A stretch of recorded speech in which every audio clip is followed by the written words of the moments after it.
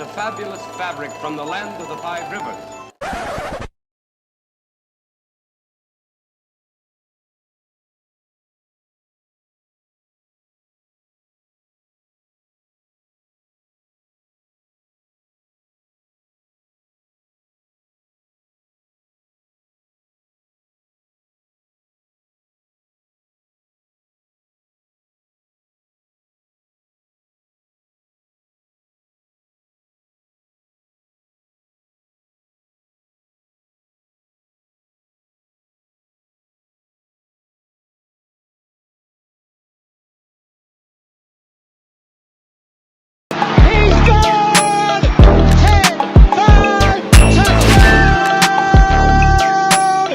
Raiders! 2 years ago, when we came to Los Angeles, I really believed that the greatness of the Raiders would be in its future.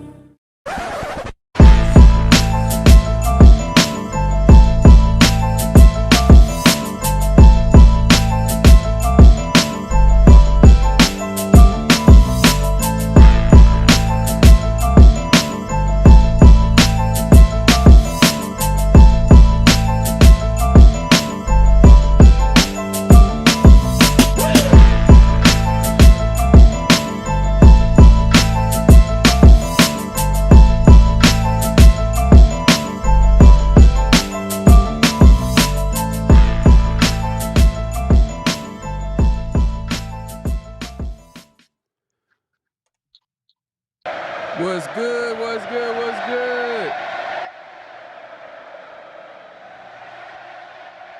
Man, I know y'all, a lot of y'all watching that Monday Night Football game, but I'm here. Talk some Raider football, man. Talk some sports. Talk some football with Raider Nation.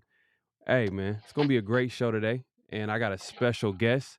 Appreciate everybody coming through. I already see some people coming through. Let me salute the chat real quick. Hold on one second before I bring my special guest, man. Y'all know who he is, man. He's Mr. Controversy. There's a couple of Mr. Controversy, but he's one of them, man. He's one of them. My guy. Oh, I gotta make this supremely small. Hold on one second. Hold on.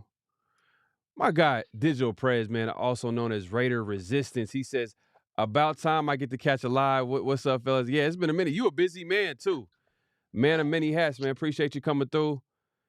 I got Raider Ray in the building, my guy, man. Hey, man, we got to talk soon. He says, perfect time for the gym and sauna. Okay. Raider Ray's getting it in. J Dub, Pharaoh, salute. Appreciate you coming through. Yeah, man, we got a special guest, man. Y'all know him, man, as none other than T Severe, my guy. What's going on, brother?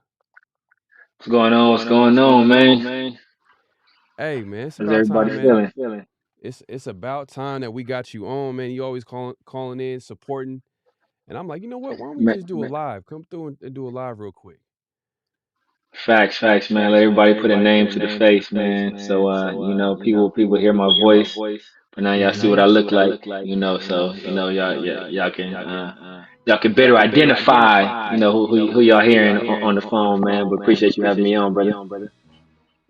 Yeah. Hold on one second. Are we having some? If y'all could let me know in the chat, are y'all having any audio issues? Are you hearing any audio issues? Let me know. But I feel like we fixed that issue. We fixed that problem. But let's get into it, man. It's the day. What's going on, Fred? It's a day after the game, day after the Raiders-Dolphins game, and like when you fresh watching the game, you done cussing out the TV, the players, the coaches. You like I'm not gonna watch another Raider game, and the next day you like, you know what? Hey, there were some positives from that game. There were some positives, also some negatives, and we're gonna talk about it. And let me set everything up real quick. If you guys don't know, you guys make sure to follow T Severe on social media. Hold on one second. And he has a channel as well, so make sure to subscribe to his channel. And make sure to hit that like button too. Hit that like button as well. 1 second here. Let me get the chat channel getting some echo. They're hearing some echo. Okay. Yeah, that's what I'm seeing. A few people said it. Okay. Is it coming from me or is it coming from Severe They side. said it's coming from me. They said it's coming from me. Let me see what I can do. We thought we solved this From issue. other. I'm other. From other. Hey, they can see your name, bro. They can see your name. Nah, I'm messing with you, bro. Hold on. Let's see if we can fix this real quick. Man, technical issues is crazy. Man, technology, man. Yeah, no, it's all good. We can make it work. Man, but hey, the Chiefs right now, I think the last time I seen it was like what, 21-17. Eagles took the lead. So hopefully they get that L. But then another side of me is like, I don't want the Chiefs to lose this game and them coming into Las Vegas with with some payback. Chip on the shoulder. Yeah. Exactly. Hold on one second. Let's see. Let me get this set up real quick. Audio. Yeah, I got everything. Got everything set up here. Let me see. Say something real quick, T Severe. All good, Mr. Furpo. I ain't tripping, man. Can y'all hear Severe? Say something. Check. 1 2 1 2. Can y'all hear me? Let us know in the chat if I'm echoing. I see most of the comments. Mm-hmm. Yeah, I got this taken care of. Everything looks good on my end, but let's see if they can hear you. I can hear you right now, but can y'all hear Severe? Let me know in the chat. Hefe KC coming through. We got Hefe KC in the chat. One of my mods, kick him. No, I'm just playing. Everybody's welcome. It don't matter if you're an opposing team fan. It's all good. But Hefe KC just be talking. But I think we all know he really a Raiders fan. He gotta be, bro. He gotta be. Oh yeah. He's in every Raiders chat. I've seen him everywhere. I've seen him everywhere. But let's see. Let's get into it. Yeah, man. We just wanted to come through, chop it up. My guy Severe is always calling in. I'm like, hey, you know what? Let's do a live stream real quick. It can get boring at times when you're doing live streams solo, but we'll make it happen today because we got a lot to talk about. It's the day after the game. And let's see if I can set it up real quick. Let's see. Day after Raiders-Dolphins, the day after reaction. Let's talk about it, man. Like that game, it was a tough fought game by the Raiders, specifically the defense. Offense kind of showed its ugly head that it's been showing all season. We thought it was gone because of McDaniels being fired, but at the end of the day, like when you fire a coach in the middle of the season, doesn't mean that old habits go away. So, but what were your thoughts, man, the day after the game, watching the game again? I know you said you mentioned to me earlier that you watched the game, so let me know. Yeah, man. I watched the game again. Basically, man, same old Raiders, right? Same old Raiders. No, another one-score loss. Another game where we had an opportunity to win the game or at least force extra time and just lack of execution down the stretch. Penalties weren't really the issue, but just penalties in key moments, right? We had some situations where we had some drives that could have been promising, and we shot ourselves in the foot. So I mean, it is we replaced the face of the problems, but it's like killing the plant, or you cutting off the top of the plant, but the roots are still there. So the plant or the weeds, right? The weeds are going to grow back unless you pull them up from their roots. And we cut off the top of the weed, but we didn't kill the roots. So the same problems are springing back up. So it's just not to cut you off. They're saying that it's still echoing. Man, and they're saying I'm loud echoing and you quiet. That's crazy. Can y'all hear me? Can y'all hear me? Give me a thumbs up. Can y'all hear Pharaoh?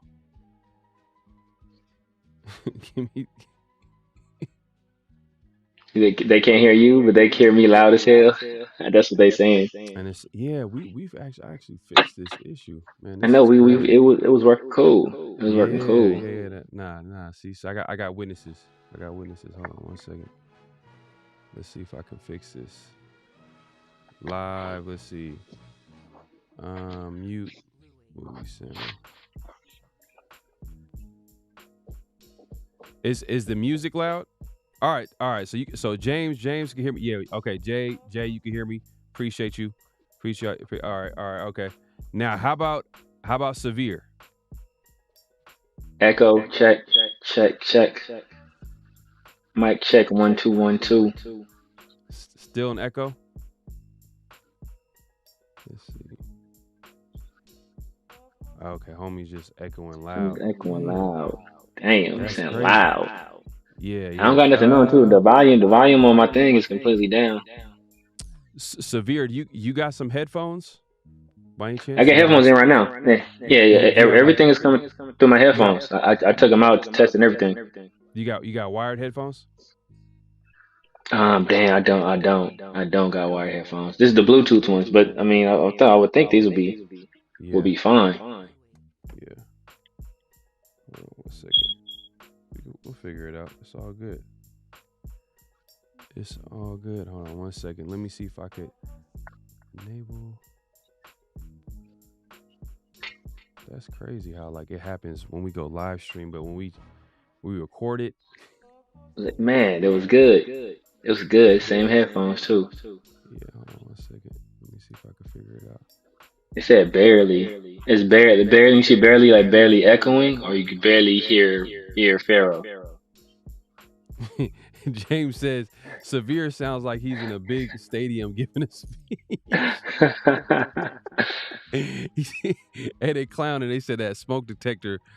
Man, what's crazy is that I changed the battery on that thing too, man. That shit it won't cut off. It won't cut off. Hey, but in other news, Anthony Provencio, he gives us breaking news right now. KC is losing. Hey man, I'm not mad at that, man. I'm glad they losing. I just don't want them. Then there's another side to me is like them coming to us with a chip on their shoulder. That's tough. Hold on 1 second. Damn, let's see. Audio. That's crazy that this is happening.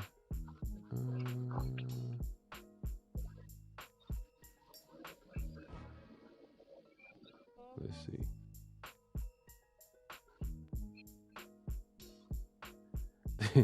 Debo said the intro was loud and proud. Pharaoh.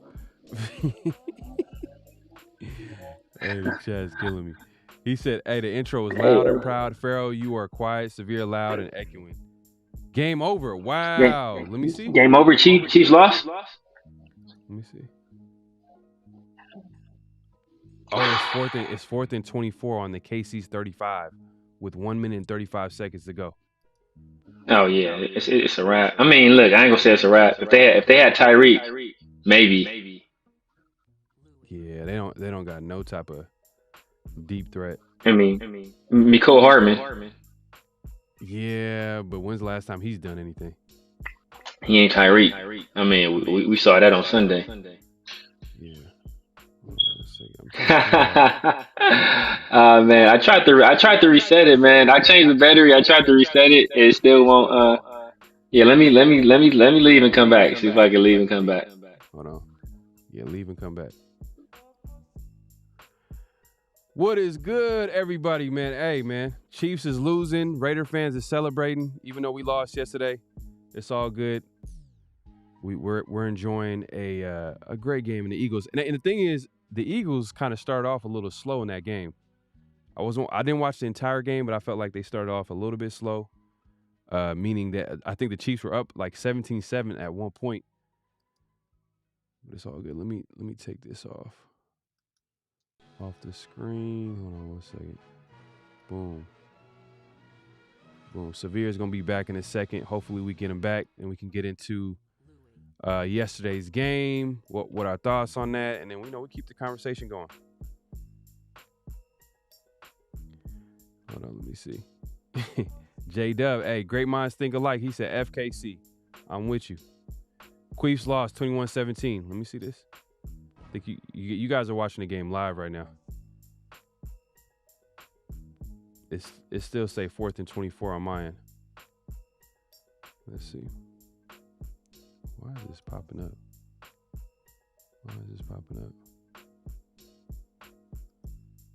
You said it might work?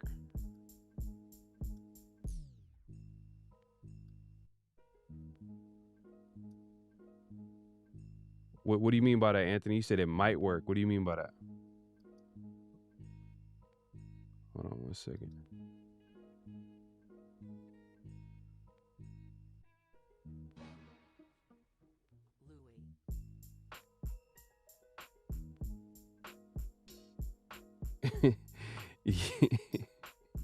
I'm gonna put it on the screen because people can't believe what I just said right now.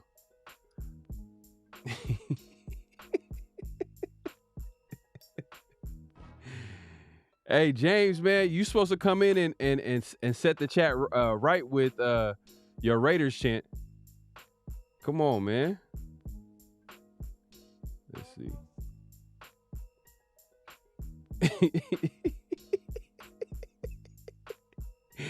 Hey James, that profile picture is crazy. The profile picture is crazy. All right. My guy Severe's left the building. Where you at, Severe? Come through. We got to get this show started. Man, that's crazy how this happens. All right. I think we got him back. We got Severe back. Severe, can you hear me? I can hear you. Can y'all hear me? All right, can we get a thumbs up, y'all? Still echoing. Is it still you're still quieter than the intro by a bunch? Hold on. Okay, you talking about me?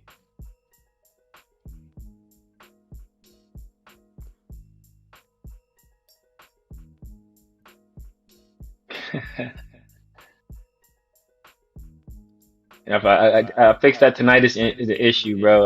I looked at a video how to reset that thing, so we should be good. We should be. Hey I thought I man, did it already. I need a mechanic to come through. Some type of mechanic for for sounds. I like an audio engineer to come through real quick. Hold on, Man. Hold on 1 second, man. It's still echoing, but not as bad. Hey, that is an improvement. That is an improvement. Look, J-Dub starts it off. He starts it off cool. All right, he's going to start off. He's going to start off already. I like that. He says, we'll put this on the screen. He says, my thoughts are, our O-line is our weakest link. It's hard to run the ball when you got defenders at your feet 3 yards deep in the backfield, let alone pass the ball with any time to let plays develop. I give you a little bit with the O-line as far as run blocking. On a pass blocking, it's kind of been suspect, but I think they were down one man with Colt Miller being out this weekend, so that's gonna make a big difference. But what are your thoughts, T. Severe? I mean, it's not like we've been running the ball effectively all year long. We had 2 games essentially where we ran the ball effectively. That was the Giants and the Jets game. Other than that, we've been struggling running the ball since last year we had great production. This year, from game one, it's pretty much been a struggle. Josh Jacobs has 1 game over 100 yards, should be 2, but he took that loss at the end of the Giants game. So, as long as he's playing a team from New York, it seems he can, or not even New York, because we struggled against Buffalo too. As long as he's playing a team that plays in the city of New York, it seems he can run the ball. Against anybody else, he struggles. Mm-hmm. Yeah, man. And let me move on to the next chat. Hopefully the sound has improved. Let me move on with real quick. Let's see. Some people was kind of mentioning. Okay, J-Dub says not as bad.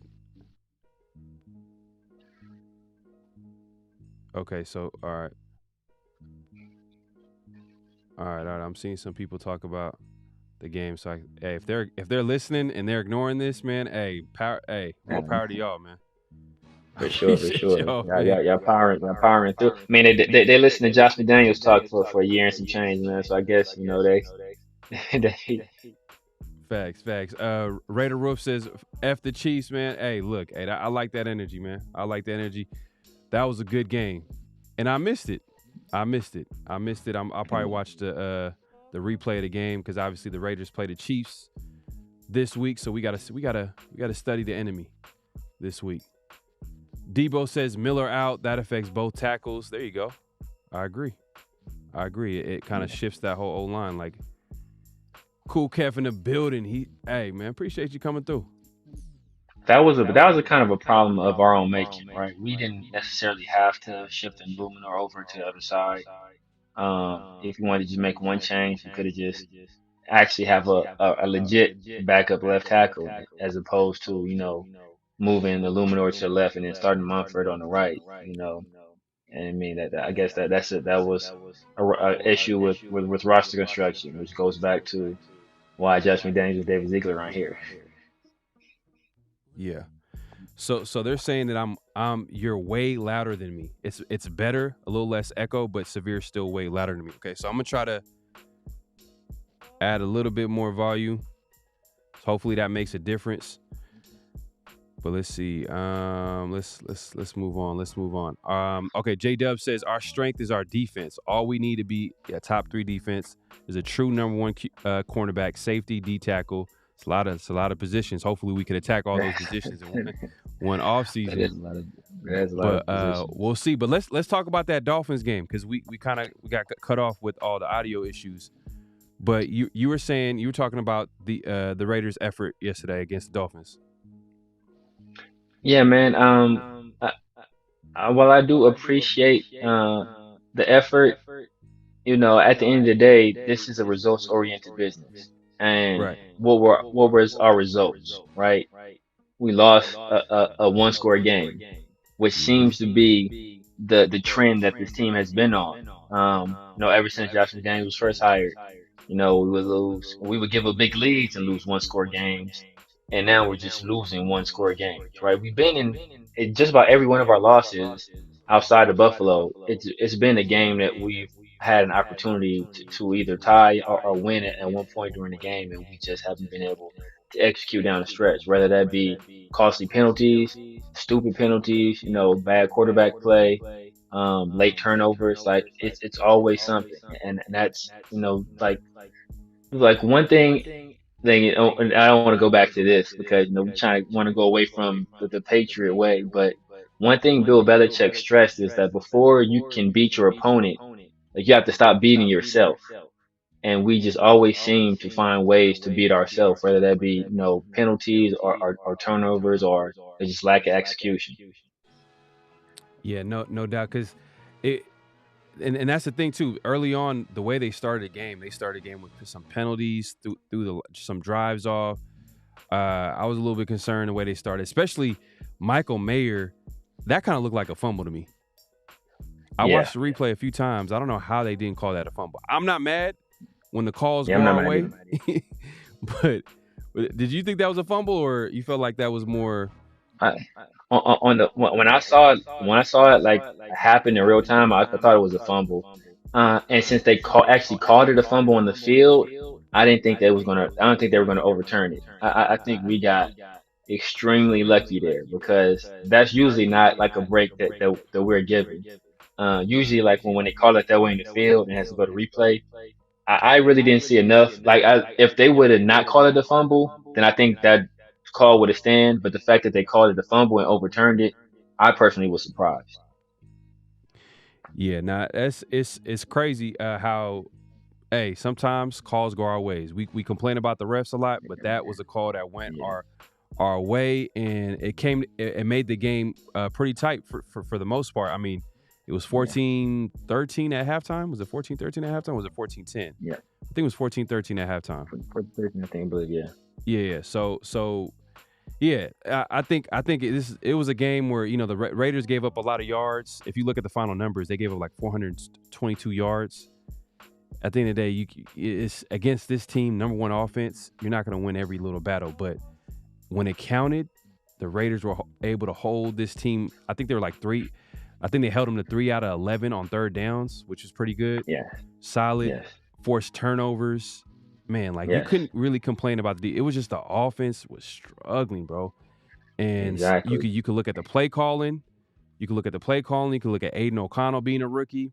Even Pierce, even talking about like, I felt like last week got into Pierce's head, and he's a rookie head coach, as well as a rookie play caller, a rookie QB. But last week, if you guys remember, Aiden O'Connell, the Raiders' offense was in field goal range, I think near the end of the half, and they try to get a little bit too aggressive against a good Jets defense. He ends up getting sacked out of field goal range. This game, he clearly said after the game, like, we were trying to protect Aiden O'Connell at that. Like, we were trying to,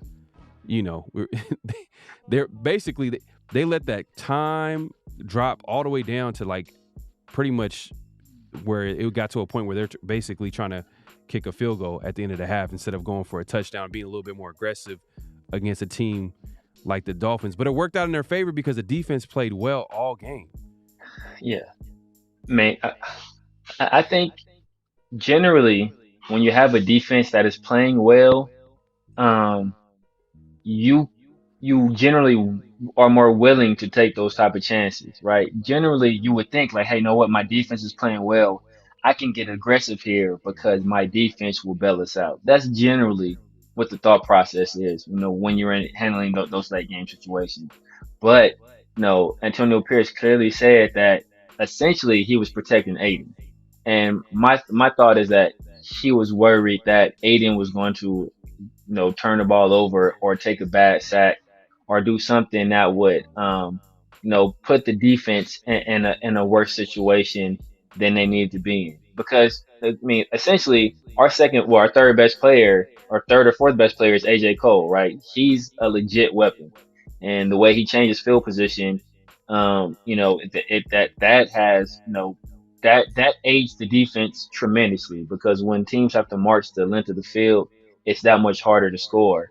But, if you're thinking that your rookie quarterback is going to turn the ball over and possibly, give the Dolphins the ball back in plus territory, then that may be a reason why hey, you know what? I'm gonna be a little bit more conservative here. I'm gonna protect this field position and ensure that the Dolphins don't get the ball back and they can't double dip because remember they got the ball to start the third quarter as well.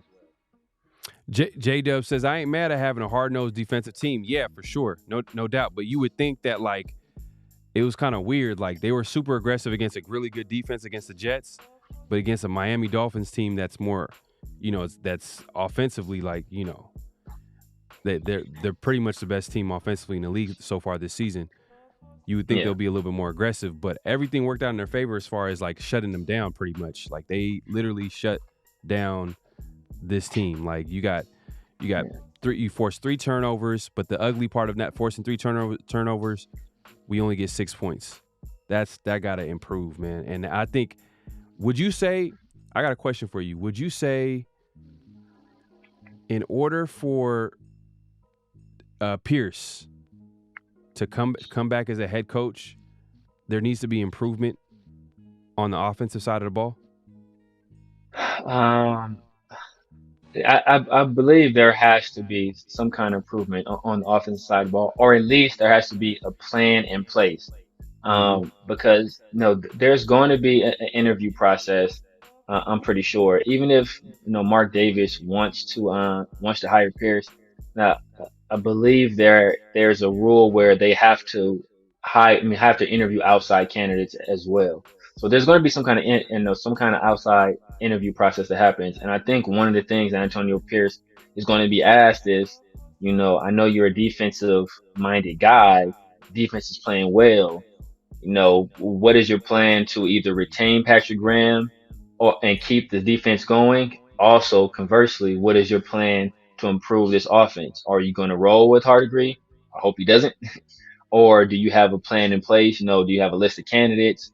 Yada, yada, yada. I think that's something that's going to go into consideration. So even if the offense doesn't improve in season right now, because he didn't have a lot of input into that, that was Justin Daniels' baby, and Justin Daniels is now gone. I think there has to be some kind of plan for him to improve the offense going forward. Yeah, but it's a tough situation because like he's not an offensive minded coach. What can he do? Like, Exactly. and then you Exactly. got a QB coach who's never called an offensive play in his life. I mean, at the end of the day, and he's kind of showing his struggle as a play caller, like trying to figure out like, okay, what to do. Because he went, hey, Vic Fangio, man. Even Aiden O'Connell at the press conference, he said the first play, he said they seen a play they never seen on film. Yeah. You know what I'm saying? And Exactly. that's coming from the rookie QB, and he's basically admitting like, hey, Vic Fangio had his number. And it was obvious. He said what it was obvious. I mean, like the Raiders offense pretty much struggled all game long. So it is what it is. But let's get back into the chat, man. We appreciate everybody coming through. Make sure to hit that. Make sure to hit that like button, y'all. It's very much appreciated, man. I want to keep coming back and doing this content, and I got my guy Severe here talking football. He love the Raiders. He know what he's talking about. So make sure you support us so we keep coming back. Shout man. out to everybody in the chat, man. Some good no comments doubt, in the no chat doubt. right now. Let's see. Let's get back in the chat. Let's see. Fly, Eagles, fly. Okay. Hey, man, we celebrate. Hey, we celebrate when a division opponent loses like that. Yeah, for sure. Facts. Pookie and Ray says, your guests have his speaker on. That's what's causing the echo. He needs a head and Mike's head and Mike said, okay. Yeah, that's what I'm thinking too, man. I think from what I've seen, but I thought we saw Everything is coming through my headset. It's literally nothing coming from the he got from the like setup at all. you can't see it, but he got like a Bluetooth headphone, but yeah. Yeah, everything is coming from the headset. It might be needed a wired connection possibly. That might be a possible Possibly. chance. I don't know. I gotta go back to the drawing board when it comes to the audio. So I thought I had it fixed. I'm gonna but we bring gonna get it a fixed, wire man. set. I'm gonna bring a wire set from work. And test it out. See how that works. Yeah, but it's crazy though. We tested out yesterday and then everything was working fine. Yeah, man. I don't know. Yep. Let's see. Let's get back. Cool Kev says Aiden is not anticipating his passes. That's why teams are daring him to there's some moments where he's anticipating his passes. Like there's moments, but obviously he's a rookie QB. Like he's gonna make mistakes for sure. And I think at this point, let's keep it real. In order for the Raiders to win, Jacobs got to play well. Got to play well. I think their recipe to win is defense play well, Jacobs runs the ball well, Raiders have a good chance of winning. That's how they're gonna win games. And that's essentially what we knew going into the game. But since we knew that, apparently the Dolphins knew that too. So they were kind of sitting on the run, and as he said, they were pretty much, hey, we're gonna make Aiden O'Connell beat us, and he proved not to have the ability to. He turned the ball over multiple times. There's some very questionable throws, some very inaccurate throws in there, and I think I'll see a few people in the chat saying that he's made some progress. I mean, from the Giants game to this game, I've seen him regress.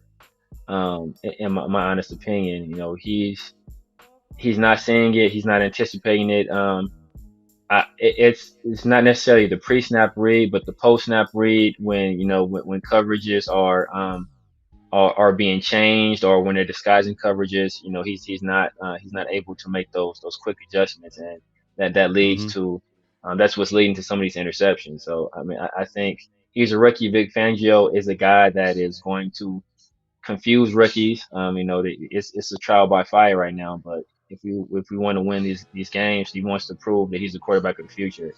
He has to be better, and he not like he didn't have a lot of time on task in college, so he's thrown a lot of passes in his collegiate career. So we need some big time improvement. Right, and we got J-Dub over here talking about, but to allow 400 plus yards with only a 20-point allowance is a sign of going in the right direction on defensive aspect. Offensively, number 4 has improved every game. Well, From the Chargers this game game, was a little bit of maybe. a struggle. This game was a little Yeah, bit of struggle. He showed his rookie self, like he showed his experience this game. But I see what you're saying. The way he started was like, man, he was turning the ball over left and right, getting sacked left and right. So I get what you're saying when it comes to that. But you know, we'll see how it shakes out. There's like 6 games left, so it's not the yeah, last game of the season. It's not like we're going into offseason. But I'll say this though. I will say this: Raiders got to draft a quarterback no matter what. No facts. matter what. Even if AOC finishes season strong, draft a QB. Draft a QB. That's how I Nah, feel. man, I'm in complete agreement with that, man. Like you said, it make like don't just hand him the job. No, make him work for it. And if we draft a rookie quarterback, don't hand him the job. If we keep AOC, let those dudes battle it out. The cream rises to the top. J Dub continued on. He says O'Connell has improved on his pocket presence, accuracy, reads while gelling with the team in 3 games as starter. Yeah, you know what? You make a good point as far as like he literally didn't get a lot of snaps. When you're like the backup to the backup, you're not going to really practice with the starting offense. So your chemistry is not going to be there. Obviously, you're not going to be getting a lot of reps. So I give you that. I mean, but it's still we got to see a little bit more. We got to see a little bit more from Aiden O'Connell. Which, hey, I'm not saying that he should be, like be the best QB out there, but you Exactly. can't turn the ball over. He knows that. And at the end of the day, like I said earlier, the recipe for the Raiders to win is to run that ball and play good Yeah. defense. That's the recipe for the Raiders to win. If they want to win, they got to win ugly on offense.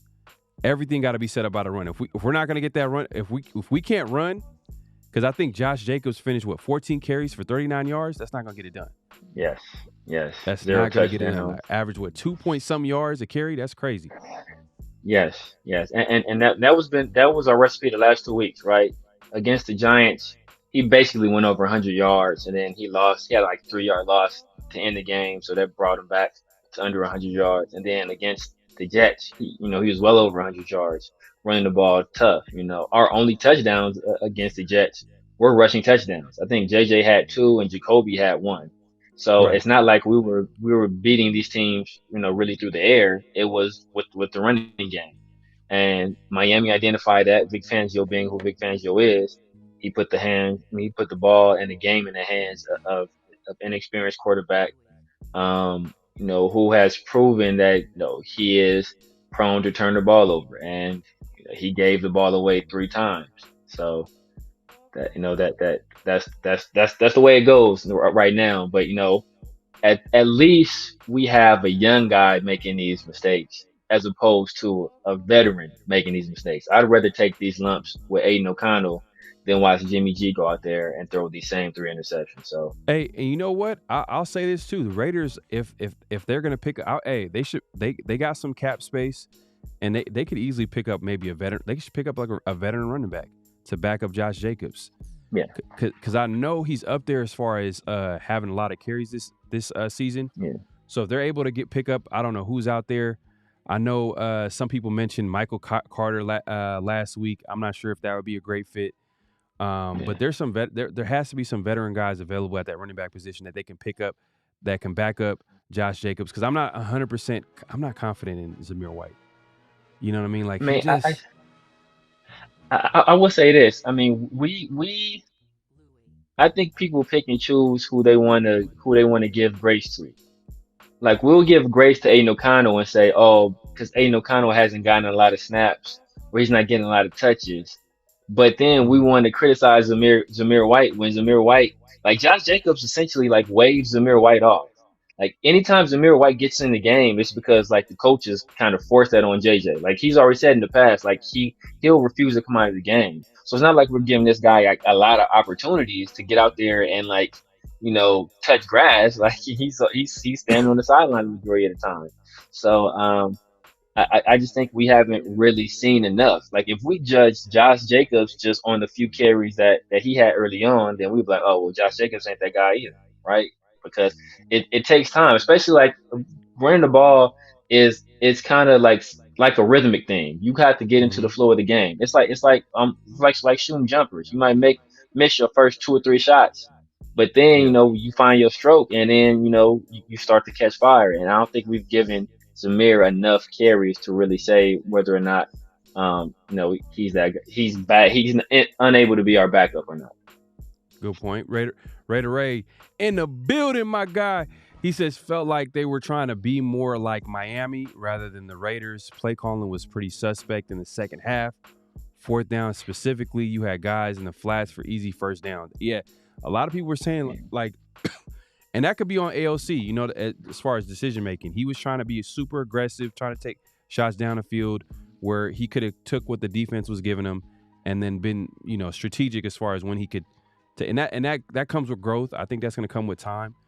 Hopefully he can get better as the season goes along. But there were some opportunities out there like where Aiden O'Connell could have probably passed it to a guy. Like I felt like when he threw it deep, it was on fourth down to Jacoby Myers with Jalen Ramsey on him. Great coverage. I don't know what Aiden O'Connell was thinking. Literally on the replay, I gotta see the all 22. But Michael Mayer looked like he was open. Yeah. He was open for a first down. It was 4th and 2. I believe I saw the same thing. It's just like, man, it was frustrating, man. But that was the game. Yeah, that pretty much was the game. And at least if you're going to make that pass, give your guy a shot to catch the ball. It's some of these shot plays where it's like it was just inaccurate throws. But conversely, we had a third down. I want to say it was on our second drive. It was after Miami turned the ball over after Tua. We got the ball at like 30-yard line. It was 3rd and 14, and he threw like a 6-yard pass to was it to Renfro? I want to say it was like a 6-yard pass to Renfro on 3rd and 14. And I was like, "Bro, this looks a number 4 throwing very short of the sticks on third down. Yeah, this looks very familiar. Looks very familiar." I don't like that at all, man. But I guess it's gonna come with experience. He's gonna learn from his mistakes. I hope. You hear Devontae Adams after the game, like they're not sweating it. He understands. He understands. He believes in the rookie. I think that locker room still believes in AOC. I think it's just gonna be one of those. But you gotta like though. We were tough. We were kind of frustrated with the offense, but man, the team was playing hard. They played all the way to the very end. When's the last time we've ever actually seen a defense from the Raiders, man? I mean, it's crazy. Time, but we'll get into all that good stuff in a second. But going back to what I said earlier about Josh Jacobs and how Josh Jacobs needs to get the ball and run the ball well in order for the Raiders to win. Just look, none other the last 2 wins against the Giants and Jets. Had 53 carries for 214 yards, and I think he had a few touchdowns in between those games. So like, hey, that's the recipe. If the Raiders are going to do anything this year, it's going to be through Josh Jacobs, and we've seen it in the past too. I mean, he's been able to carry the team on his back. If you remember that 2021 season, everybody talks about Derek Carr, coming up big in clutch moments, but on offense, it was Josh Jacobs dominating and taking them to the playoffs. You know what I'm saying? Down the stretch when we went to the playoffs, that was definitely we went on the legs of Josh Jacobs. And last year, the success that we had was in large part to what Josh Jacobs was doing. So, I think we all had high hopes coming into this year that we'd get better quarterback play and we'd be able to marry a little bit of a better passing game with the running game that we already had. But not only did we regress, in the passing game, but we seem to have regressed in the running game as well. So, it's just unfortunate. And then, Josh Jacobs is playing on a franchise tag. So, what does this do for his value on the open market? Could this potentially, have some ramifications there as well? I know. So, it's just going to be a lot of decisions. Hey, that might be a blessing in disguise for the Raiders. I mean, they might get it because Josh Jacobs, from what it sounds like, he's pretty excited about Pierce and the direction the Raiders are going in because with McDaniels and where it was going, he didn't like how that whole contract negotiation situation went down. So it might be a blessing in disguise. Hopefully, it's not a contract we give out and he regresses. He doesn't get better. Hopefully it's not one of those types of situations. But But yeah, man. Hey, man, we appreciate everybody coming through. Make sure to hit that like button, subscribe if you haven't subscribed. Hit that notification bell so anytime we do go live, anytime I do drop any new content, you'll be notified. But Debo in the building says, I would have liked to be more aggressive at the end of the half, but I'm okay with the field goal if he was concerned about a sack out of field goal range, but needed a field goal with 7+ minutes left in the game. Makes a difference later. That's true, man. In a close game, and you're not being aggressive in moments where you can be aggressive. Sometimes you start thinking about like, hey, man, if we scored a touchdown here, if we, then it would have been made more sense to kick a field goal later in the game in a close game like this. But hey, at the end of the day, hindsight is 20/20. The Raiders defensively they balled out. Offensively, they didn't step up, man. It is what it is. But yeah, man, let's get into let's get into what's real and what's not, man. What's real and what's not. And hold on, let me move this out the way. Let's talk about it, man. What did you feel? What was real about the Raiders right now, currently, about this team? What do you feel like is real about this team? Man, right now, definitely what's real is this defense. I think they've been proving it week in and week out. Not only are they, holding holding the opponents from scoring, but they're turning the ball over, and that's one of the things that we've been kind of, pining for years now. We talked about it a lot last year. This whole off season, they were talking about, this year we're going to be a team that takes the ball away. And initially we weren't seeing it, but now not only are we seeing us, getting the interceptions, and Robert Spillane dropped one that was, man, if we would have had that pick right there, that was a game changer. Man, that was a game changer right there. That was a game changer. He dropped one, but I can't even be mad at him, bro. I can't even be mad at him. And it's one of the guys I said people were sleeping on him. I said in the offseason, a lot of people was hating on the acquisition. I said, Spillane's a good acquisition. But I digress. But the guy, you can see when guys are making tackles, guys are going for the peanut punch. They're trying to knock the ball out of there. When guys are getting to the quarterback, they're raking down, trying to knock the ball out of the quarterback hand. So it's something that they spend a lot of time focusing on this offseason, and now we're seeing the fruits of that hard work. And this defense is playing better than it's played since, as far as long as I can remember, right? We have to go all the way back to those Rex Ryan days. When Rex Ryan was coordinating defense, that we had a defense that was this good. You talking about Rob Ryan? Rob Ryan. I said right, yeah, Rex. Yeah, I'm talking about Rob Ryan. And we had the first year under Jack Del Rio, the year we went to the playoffs. I think we had a crazy turnover differential that year as well. Yep. But our defense wasn't really ranked well. But we just turning the ball over. We just constantly getting turnovers. Now, Yep. not only are we holding opponents from scoring, but we're also turning the ball over as well. So I think that if we just had the offense, if we had this year's defense with last year's offense, it'd be a team to be reckoned with. That for sure be playoff team, no doubt. For sure, at least. Especially types of games that we lost last year, we would definitely be on the winning end if the defense would have been better. Just touching back on the defense, man. The Raiders are allowing like 20.5 points per game, which is 13th in the league, and that's the lowest since 2002. So that tells you how well the defense is playing. Like, they are playing lights out. And the thing is, they can get so much better. Earlier in the chat, we were talking about different positions that they can upgrade. That cornerback spot, D tackle, maybe let's throw in a linebacker there. But you know what? I kind of like how the linebackers are playing right now. You mentioned Spillane, but you know what? Masterson, he's showing up, man. He's showing up, man. He might. Is it time for Diablo to go to the bench?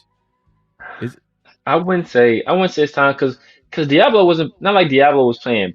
I wouldn't say Diablo was playing poorly. This is that Diablo can't stay healthy. And I think that Masterson and Pierce have a little bit. They're kind of, I want to say kindred spirits, but Antonio Pierce went on that same journey, right? He's an undrafted guy. who walked onto it, basically walked onto the team. I believe his first team was the Washington Redskins at that time. So I'm pretty sure he has a special kind of connection with those undrafted guys, especially it being a undrafted linebacker as well. Yeah, and my bad. I actually, if y'all don't know, man, it's Severe Raider. Make sure to check him out. His social media handle is The Severe Raider. So make sure you guys go follow him all over social media, including subscribe to his channel. I go over here dropping facts. So that's pretty much what's real. We know that. We know the defense is the real deal. At this point, we were kind of like, you know what? They're probably playing against bad teams, but this was a real performance against a real offense, number one offense in the league. Yeah. They're playing hard under Pierce and Graham. Hopefully Graham can come back. I don't know how it's going to happen with all these rumors swirling around about who's going to be the next head coach. I hope Graham comes back as the defensive coordinator just to keep that consistency on at least one side of the ball. Offensively, it's looking like we need a new offense coordinator at the very least. Now, what's not real is this offense. They came out firing, bro. They 30-6 blew out the Giants, blew them out, and after blowing them out, it's kind of been bad ever since then. I mean, look, if you look at the last two games, they pretty much combined for 29 points, which is not going to get it done. If you're like, look, the first 8 games they averaged 15.8 points per game, which is 30th in the league, 268 yards, which is 31st in the league. First 8 games, and that's with McDaniels. Now the last 3 games, it's been an improvement, averaging 19.7 points per game, which is tied 17th. And they're averaging 301 yards per game, which is tied 16th. But at the end of the day, if the eye test, you're looking at it, it's like average. You know what I mean? They're nothing spectacular. And it's still disappointing because you got Devontae Adams, you got Jacoby Myers, you got all these pieces. But at the end of the day, you fire a head coach that was running the offense that was underperforming. It's just not going to improve, overnight, especially with a rookie play caller. And I think I just think, man, the offense, I'm not sure how much better it can get. I mean, other than if they can figure out a way to get a run game going, and Josh Jacobs could maybe turn it on, take it to another level. I know that the whole blocking scheme I feel like has changed. Maybe you could talk about a little bit about that. Yeah, I mean, I think we've seen a little bit of change in the blocking scheme. I think we've seen a little bit more misdirection as well. As I spoke about before, we've seen Trey Tucker get a carry. We've seen Jacoby Myers score on a carry. I think they're trying to mix things up, but when you hop into the middle of a season, it's difficult to make wholesale changes, especially when the guy that was running the offense, and he pretty much had the entire range of the offense. When that guy is gone, it's a little bit different of a different situation with Gruden, and we had Greg Olsen, because Greg Olsen was a guy that was more experienced. So when we made that change mid-season, it wasn't like we were throwing in a guy that didn't know what he was doing or wasn't familiar with what the last guy was doing, right? Hardigree as you mentioned, is a rookie play caller. He's a guy that he's never been a coordinator ever. Just became a quarterback's coach. So to ask him to come in the middle of the season and have this offense produce, that might have been a tall task. But that being said, when you got weapons all over the place, I expect more production. We're just talking about how we couldn't score 20 points, and we did it once. That one time under Antonio Pierce, and that first game. It's almost like they kind of they're like, hey, just let's try our best. This might be the only game that we can do it, man. But they rolled that McDaniels getting fired.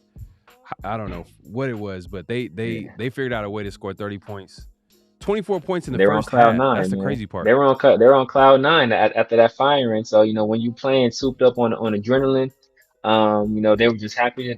I'm sure they went to go out and prove that Mark Davis made the right move.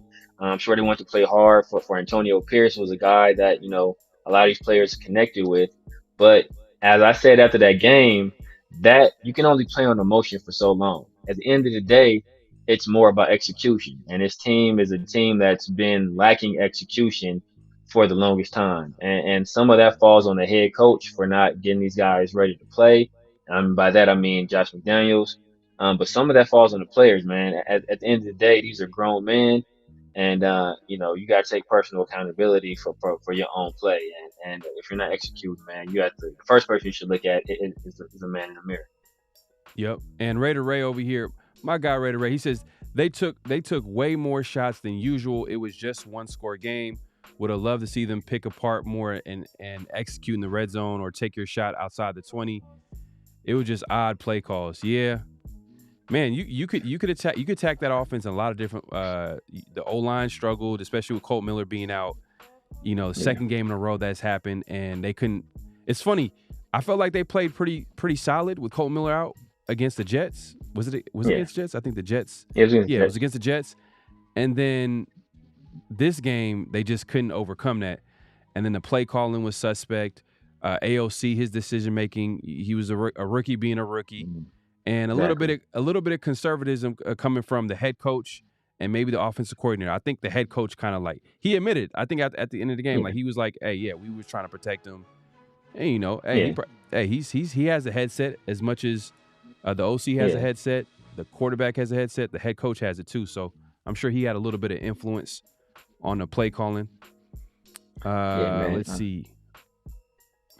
Yes, I mean to Ray's point, I did think we saw a little bit more creativity in some parts of the field. Like we had that. What happened? Nah, my Ray said no more echo right now. Okay, perfect. That's cool. Perfect. Yeah, I don't know. Hey, we still got to go back to the drawing board, but I'm glad that it's working. Yeah, man. But to Ray's point, man, I do think there were some odd play calls.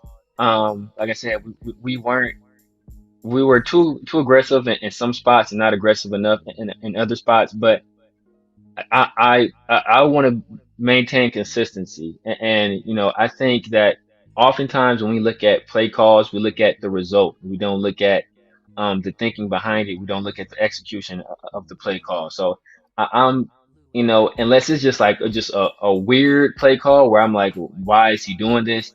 I'm generally looking at more so the execution because a lot of times, we don't have the film, so I really can't look at the all 22. But a lot of times, there are guys that are open, like you perfectly. You mentioned on that pass to Jacoby, or it was that pass that another perfect example, that play to Devontae where Devontae was wide open and he just missed the throw, and that goes down as incomplete pass. But that wasn't due to a play call. That was a good play call. He had the right play call against the right scheme. Devontae ran a good route, got wide open. It's just the quarterback didn't execute. So there's a lot of things that have to work well for a play to be successful. The blocking has to work well. The wide receivers have to do what they're supposed to do. If there's a blitz, your running back has to pick it up. O-line has to protect, and your quarterback has to make the throw. And then if just one of those pieces don't work, then that can make the whole play unsuccessful. And as a perfect example, that Devontae pass, everything worked except AOC didn't hold up his end of the bargain, and it was an unsuccessful play. Yeah, and J-Dub says the way JJ plays well, the way JJ plays well is if the line plays well. He can't run if he got defenders on him in the backfield. Yeah, it was a struggle. But that's every back though. You feel me? That's like who like that's that's every back. They're outside of Barry Sanders. What back is going to play well if their line doesn't block? I will say though, Jacobs last year looked better than he did look this better. year. You know what I mean? He was making people miss in the backfield, early. You know what I mean? So I just felt like it's definitely a different Jacobs this year. He took a little bit of a step back, just a little bit. And what's crazy is that I think, was it after the Jets game, there was the thing that the soundbite where they were talking about, they were asking him about, like or Hardigree came up to him and asked him, like, what plays do you like to run? And then, JJ gave him a list of plays that he likes to run. And then, like, he put those plays into the game plan. And and I think he was trying to throw some shade at Josh McDaniels because, oh no, the other coaches didn't do this with me. But the other coaches didn't do that with you, but you led the league in rushing last year. So like, what does that really matter? Like you led the league in rushing. Like, what are you doing now, right? So I just think that was that. I think that's one of those things where it goes to show, like the players just really didn't like Josh McDaniels because they take every opportunity they can to like needle him, even though he's already gone. Austin, I think this is from earlier. I'm a little behind in the chat. He says we talking about picking up running backs this late in the season. He's dying laughing. Hey, look, I'm saying is that like I'm not super confident. That's just me telling you that I'm not confident in Zamir White. That's and right now I think I gotta pull it up, but I think Jacobs is like literally one of the league. He's one of the top running backs with the most carries in the league. So how long is that gonna last before he gets nicked up? And I'm on one end, I'm telling you that in order for the Raiders to win, Jacobs has to run the ball well. So if we're giving him the carries and he's gonna get nicked up at some point, are you comfortable with Zamir White? Severe, he gave his take. He said, "Hey, you know what? Give the guy pretty much give the guy an opportunity to play because just like a running back, just like a shooter needs to take a couple of shots to get in rhythm. He's saying a running back needs a few carries to get it going too. So to give him, he pretty much sticking up for Zamir White. I'm kind of like, I'm still kind of like, he hasn't really shown me anything for me to believe. Even in the preseason, I just really didn't see anything special about him. Like, I just don't feel confident in a regular season game that this dude is going to come out and he's going to ball out. That's just me. Yeah.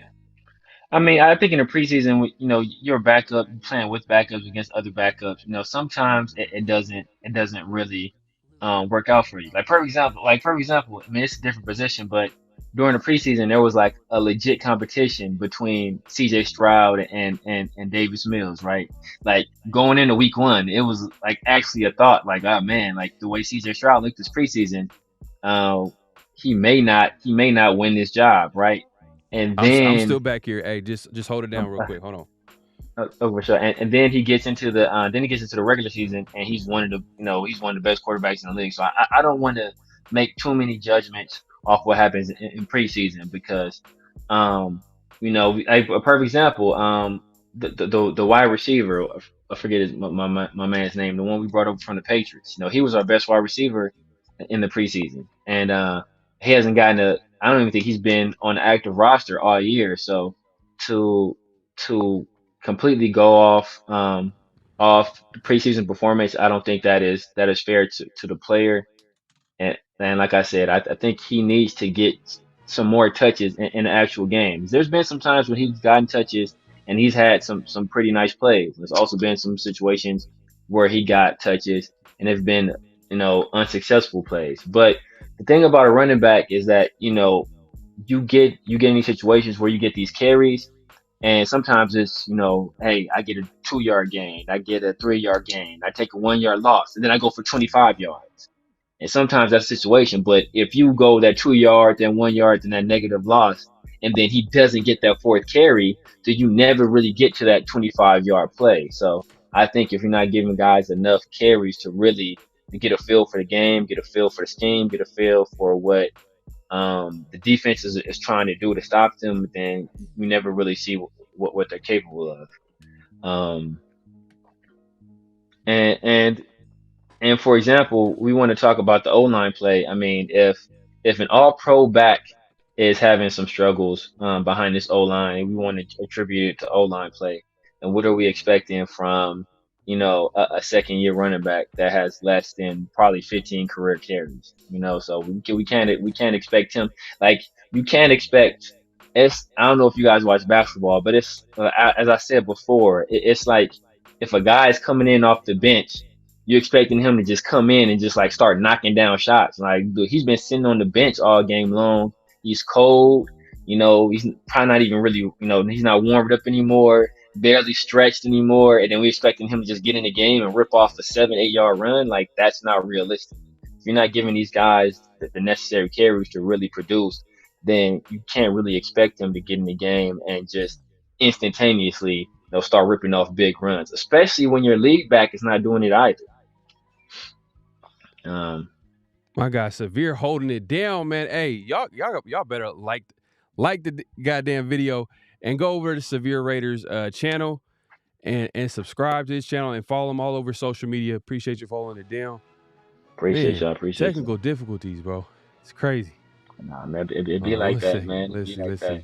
But the show must go on. Austin Avila says, bro, half the concepts were stolen from Miami. That was one of the first things JJ said about the play calling when McDaniels was coach. We ain't doing fun stuff like Miami. Okay. I don't know if that was like based off what you said. Let's see, 1 second. O'Connell is a backup, not a starter.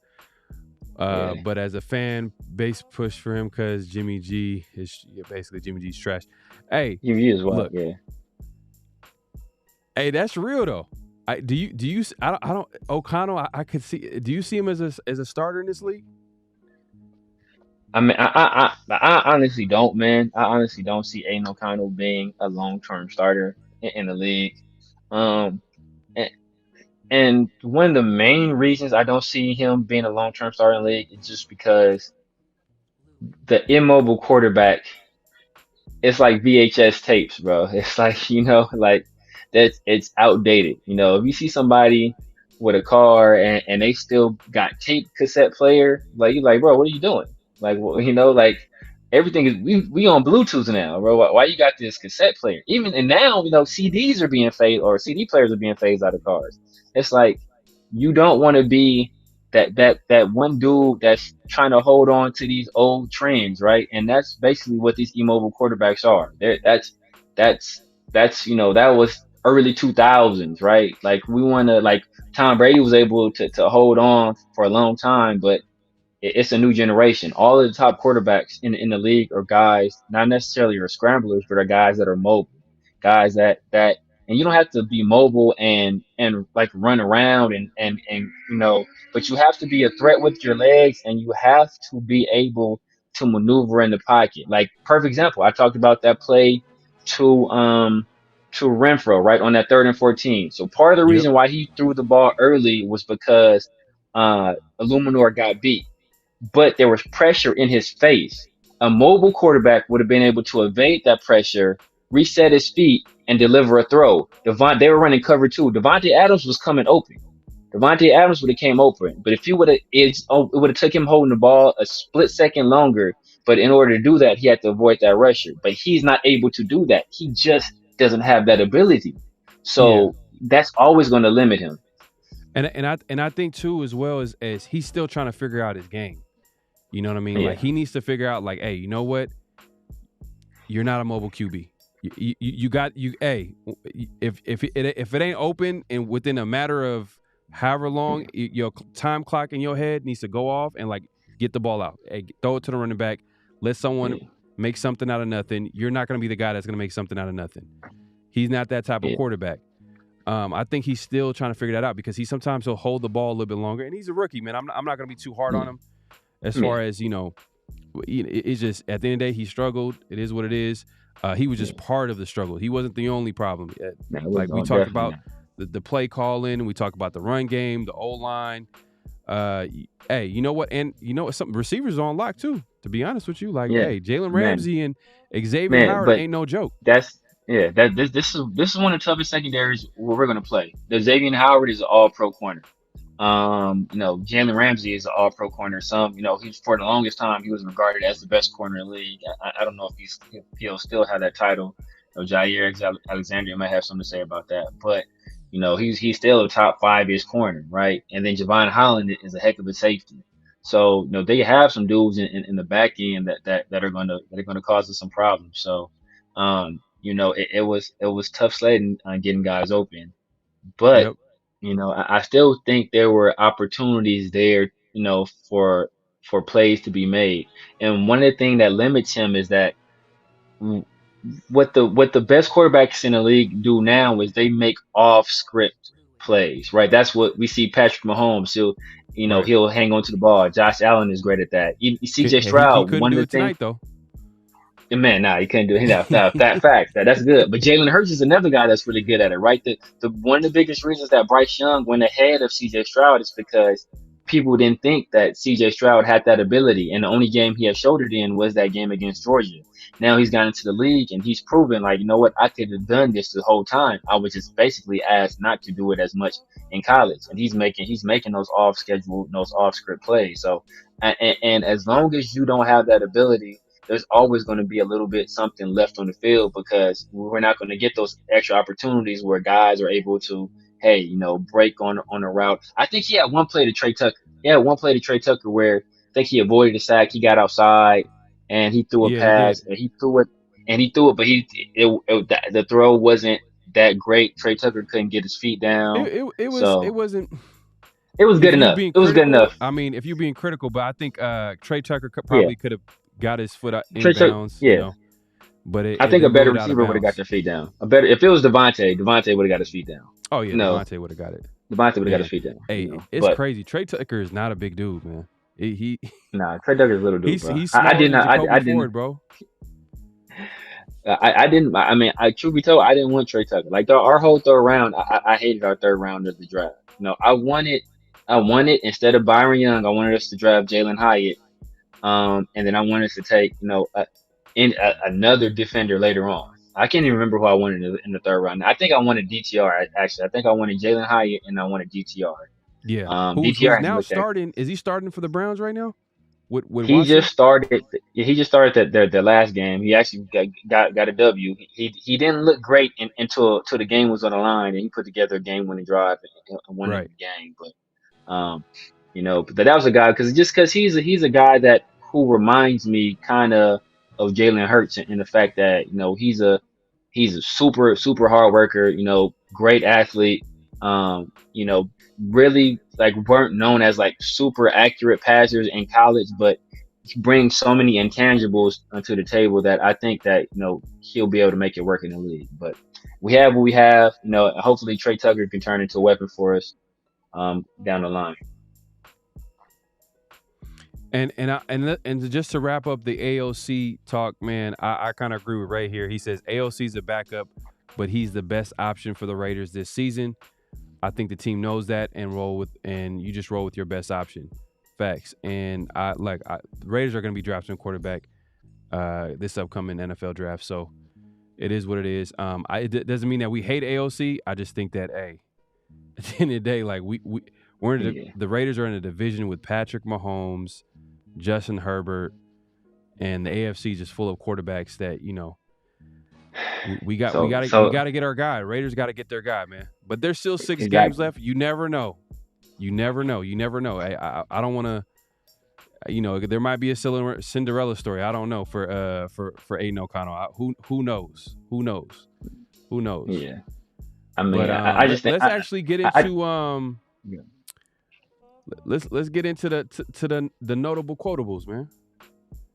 The notable quotables. Yes. Hold on one second. The notable quotables. Let me go ahead and you want to give the intro to this soundbite? Yes, sir. So basically, this is Max Crosby after the game, speaking about basically what a lot of fans have been talking about, and the theme to this quote is keep that same energy. Mm-hmm. And I'm gonna play it right now. Right direction. We just got to stay together and keep improving. I know nobody likes the term moral victory, but that's a dominant offense out there that you guys pretty much limited. I mean, is that what you take away from it, that you were able to do that? No, you go out there every time expecting to win. There's no doubt. There's no moral victories, but we know as a defense we're going the right direction. We know offensively we're only going to get better. So there's no moral victory, but at the end of the day, it was we took a lot of positives from it. We just got to watch the film and keep moving forward, because at the end of the day we're right in the mix. We can't get down. We got to stay together. 6 left. Max, is there a different feeling in the locker room as compared to? Yeah, man. Hey, man, that sounds like a true leader right there. Speaking about the team, man. They're not gonna take the more victory, but they're gonna take the good with the bad and move forward and improve. That's what I got from that. Yeah. I mean, basically, when I say keep that same energy, is that this, like, what is the number one slogan for the Raiders? What are the Raiders known for? When you think Raiders, what's the saying everybody thinks of? Just win, baby. It's not just play really well, not just keep it close against a good team. It's just win. Man, there you go, right? So I'm not satisfied with keeping it close. Like earlier in the year when we were losing close games, this whole time we weren't. Oh well, we kept it close. It was and that's what Josh McDaniels was saying. Oh, one play here, one play there. We're really close. We're really close. But I'm not. We weren't satisfied with close then. Don't start being satisfied for being close now. It's a win or go home, right? It's a zero sum game. Either you win or you lose. You don't get a participation trophy for, oh, we played really well. Now you take the good from that and say, hey, you know what? This is what we're able to do against this team. Let's take that and move forward with it. But don't be celebrating like, oh, we kept it close, hooray! Like I see too much of that going on right now. We weren't doing that earlier in the year. Don't start doing that now. Keep that same energy. Yeah, nah, and you know what it is too, and just to move it along too as well, because man, I just noticed time, man. See, I told you, time be flying by Time be fast. flying, bro. We Time be we flying. just over an hour and 15. But let's actually get into the next. What's ahead, bro? Let's talk about. We're done with this game. We're done with this Raider game. At the end of the day, we know what happened. Defense almost carried this team to a win. Offense didn't hold their end to the bargain. It is what it is. Hopefully they can improve on their mistakes. But what's next? Right now we're hearing a lot of things. We're hearing a lot of rumors about this team. We over the weekend we heard some speculation, some rumors about Jim Harbaugh possibly being the head coach for the Raiders. And a lot of people are connecting the dots with the Raiders and the Bears being the top two places that Jim Harbaugh can be a head coach in the NFL. But he's going through some stuff in college right now. Like he's over here serving 2 separate 3-game suspensions, one from the team, one from the Big Ten Conference. So it's a lot of drama regarding him coming into the NFL. So like you got that. But do you feel like Jim Harbaugh would be the guy? Let's say if Pierce for whatever reason doesn't get hired as a head coach, the Raiders have to go somewhere else with it. Do you think Jim Harbaugh would be the head coach of the Raiders? Or See, we've been playing footsie with Jim Harbaugh. This will be the third time. We played footsie with him in 2014, and he decided to go to Michigan. We played footsie with him before we eventually decided to hire Josh McDaniels.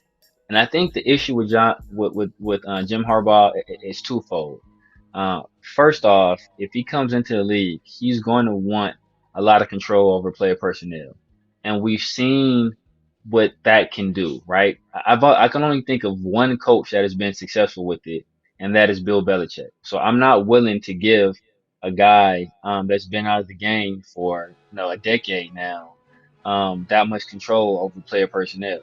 Now he will have some insight into the college players, but I like I said, it's only worked once, and that was with Bill Belichick. And the second is that Jim Harbaugh is known for having a very prickly personality, and for not only clashing with management, but for being a guy that's kind of an authoritarian and wants things done his way or the highway. Not a lot of collaboration there. And we just got over a coach that kind of had that same kind of mindset. So I'm not sure how receptive the players will be to going back to a guy that has that similar mindset.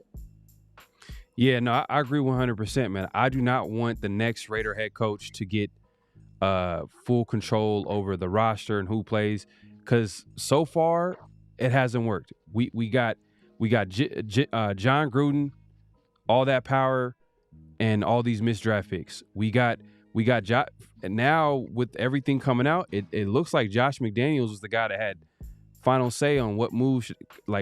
Jimmy G, we can put that on McDaniels. Some of these moves weren't on Ziegler. it sucks, a terrible situation, but at the end of the day, that's what Mark Davis signed Josh McDaniels to do. He wanted his guy. He gave in to one of those demands. It's probably one of the deals to bring in both the GM and the head coach, and that was the deal. I do not want to see the next head coach have all that power. I want to see some structure. I want to see a real GM. I want to see a real head coach, offensive coordinator, defensive coordinator. Everybody just do their job. I don't want to see someone have more power. And I agree with you. Like, the only time we've seen it work is with Bill Belichick, and it probably only worked because one of the biggest reasons why it worked is because you got Tom Brady. You got an all-time QB. So yeah, I'm not too big on Jim Harbaugh. I think I was excited about that move almost 10 years ago, back in 2014, 2015, when he was leaving the 49ers. And I'm not gonna lie, we can agree on this. Everybody can agree on this. Everywhere he's went, he's won. Yeah, fact. From San Diego State to the Stanford to Michigan to the 49ers. Yeah. He's won. So he does have that on his side. Like he'll bring that to the table. Like, hey, when it comes to winning, that's what he does. I mean, he hasn't won a championship yet. And it still remains to be seen if he could do it this year. I don't know if is he going to be even coaching? Like, if they make it that far? That I'm not sure of. That I'm not sure of. He's serving that 3-game suspension, so I think there's a possibility, especially if they go to the college football playoffs, that he might even be able to coach a college football playoff game. But I don't know if he's serving these suspensions. Are they like consecutively, or he's not serving one until after the other ends? If it's a situation like that, then he's done for the year. If he's serving them like simultaneously, then he can potentially be back for a college football playoff game. But right. As you kind of alluded to, man, like the NFL changes like week to week, right? Like every week there's changes. He's been away from the NFL for 10 plus years. And if you want to have the type of success that you've had. 10 plus years? No, I think it's 2015, 2014, 2015. So yeah. Well, almost. Almost. So almost a decade away from the league. And if you want to have the kind of success that he's been having at Michigan, right? And he's a guy that's active on the recruiting trail. Like, that is a full-time job. So I doubt that he's really been keeping very close tabs on what's going on in the NFL, right? And so hiring a retread coach is not really the way I want to go. Like even with the Jacksonville Jaguars, right? It worked a little bit with Doug Peterson, but Doug Peterson is not a guy that was out of the league for a long time before he got his second job. And, many people don't think he should have been fired from the Eagles in the first place. So, it worked a little bit there, but Doug Peterson had only been out of the league maybe 2 or 3 years. So I'd rather go with a younger guy. We see what Mike McDaniels is doing, we see what the coach in Detroit is doing. We see what DeMeco Ryans is doing. Like, these are these young coaches that are coming in. They can relate better to the players. They are a little bit more collaborative. They can build that synergy in the locker room, and I think that works. Bringing in these older guys, that's it. It depends on what kind of team you have, but I don't think our team will want to go through that again. For me, best case scenario is if we actually keep Pierce. If everything works out, if he holds his end of the bargain, the Raiders continue to play hard. They win some games, they make it close. Even if they don't make the playoffs, they're really competitive, and they can make it interesting in the end. I think, man, I don't think Mark Davis is going to make the same mistake twice. I think when he apologized to the team, when that report came out, and I've never seen an owner apologize to the team. So if you're apologizing to the team, that means you feel guilty about the decision that you made. And what was that decision? Picking the head coach. Oh, who could you have picked instead of Josh McDaniels? Bisaccia. So I think he remembered that whole situation. And if Pierce is able to replicate that or get close to that, I think he can come back. I just think that I think they're probably going to replace that, maybe that offensive coordinator position. Because you can't, and I don't know. It's too big of a. I think it's too big of a role where you can go roll the dice with a Bo Hardgree. I don't know No. I don't know at this point. I don't know what Bo Hardgree can do to actually win that job, that position as a offensive coordinator. There's nothing he can do, to be honest with you. Yeah, I mean, there's very little he can. I mean, he has to put up more than 20 points at least one more time, right? I mean, we've seen it that one time against the Giants, and we haven't seen it again since then. And I think whether or not we decide to hire Antonio Pierce, I think a big part of that will hinge on what his plan is on the offensive side of the ball. I think our best chance of keeping Patrick Graham in house, hopefully, with what he's doing this year, he could get some head coaching looks. So we always got to be wary about that. But our best bet to keep him in house is if we do keep Antonio Pierce. But one thing I've been thinking is that Mark Davis, this will be his fifth time hiring a head coach. He's proven that he doesn't have the ability to do it. And one thing that the college teams do, and even some teams in the pros do, is that they hire search firms. And these search firms, they do all the research on the guys. They do the interviews. That they do pretty much all the legwork, and they present you all the options. And from those options, they make a recommendation, and then at that point, it's up to the owner to say, "Hey, this is who I'm going to hire." Or sometimes the owner will Man, freelance. That's how at Dan this Quinn. point, bro. At this point, I don't know if I trust Mark Davis in the next head coach Bruh, because it hasn't nah, worked. man. It At just all, at hasn't all. worked, man. Like he's just too close to it. Even as like what he does is and Vic Tafur reports this all the time. After the game, he's always talking to the head coach, whether he's happy or not. He's always talking to the head coach, so he's that involved. But when you're that involved, but then at the same time you admit that you really don't know too much about the game, it kind of like, come on, man, we need a little bit more structure. Get whoever the head coach, the next head coach should be. That decision should be made by a guy that's a football guy, a guy that knows Yeah. football, that could be able to evaluate that position, that head coach position. I think it should be whether it's a GM. You mentioned a good point. Have a firm, just do all the legwork instead of like relying on these advisors from the Ken Henrocks, Ron Wolves. Like, how old are they? They're like Geriatric in the 80s, environment, 90s. exactly. Like, I know they Geriatric probably know more football than I could even imagine. But at the same time, like, from the are they really 70s and paying attention 80s. to the game like that? It's crazy. But it is what it is. We'll see how it shakes out. There's 6 games left. We'll see what happens. But yeah, that's a tough, because I actually was kind of, I was kind of warming up to the idea of Harbaugh before McDaniels became head coach. Remember that? Yeah, He was one of the yeah, big names out yeah, there. A lot of people wanted Harbaugh, and I yeah, actually was one of the guys. I was like, man, you know what? Let's go after and get Harbaugh instead of a Bisaccia, because yeah. long term, I was like, is he a guy that's going to be able to put together a staff? It is what it is. But now it's just like, at this point, he's coming into the NFL with all this baggage with the NCAA. You know how the NFL works. Exactly. You could be removed from. You could have been punished by the NCAA. The NFL has their own little punishment Yeah, thing where they will like suspend a head coach. I could see that happening too. He becomes Raider head coach. He's suspended yeah. the first 5 games of the NFL season next year. And people don't remember when the coach at Ohio State, I believe, is Jim Tressel. There's a similar situation with them where NCAA was going to suspend him 7 games, and kind of out of solidarity, with NCAA, and to kind of remove the NFL from making that decision for them. Yep. Believe it was the coach who ended up suspending him and for those 7 games, and with them doing that, Roger Goodell kind of left it alone. So it could be a situation where, especially with like if the allegations against him were like players taking money, that kind of deal, that college stuff. Allegations against Jim Harbaugh are like stealing signals, like Spygate type stuff. Especially the NFL is really protective against quote unquote cheating.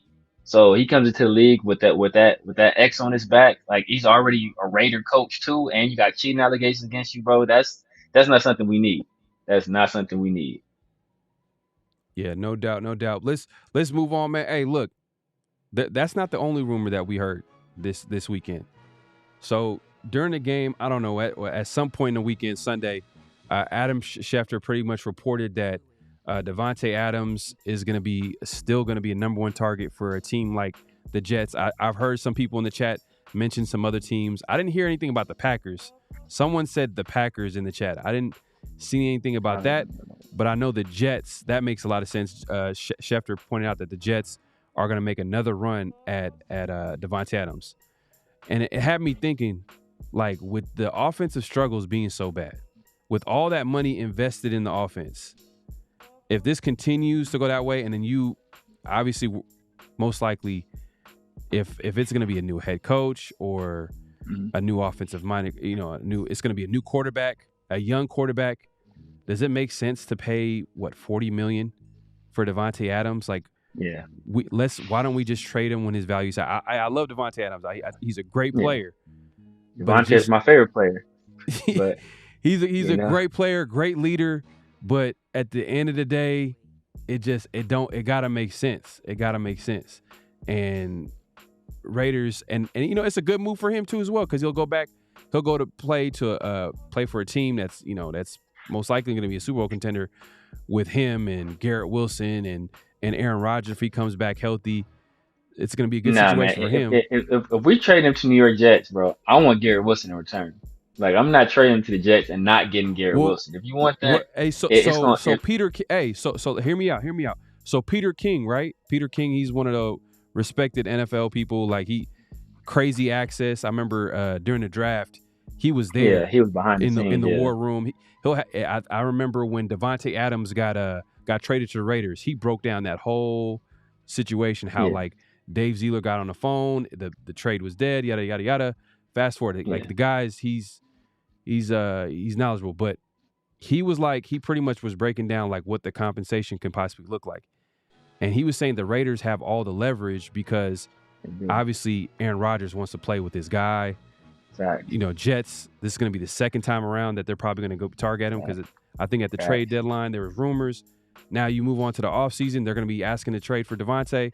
If that happens, he was saying that they can probably get a first round pick, a top defensive player. I wouldn't be mad at that. If we're trading Devontae Adams, I am not accepting anything less than either Quinnen Williams or Garrett Wilson. If you put Quinnen Williams next to Max Crosby, this becomes instantly a dominant defense, especially if Tyree Wilson develops into what we're hoping that he can develop into.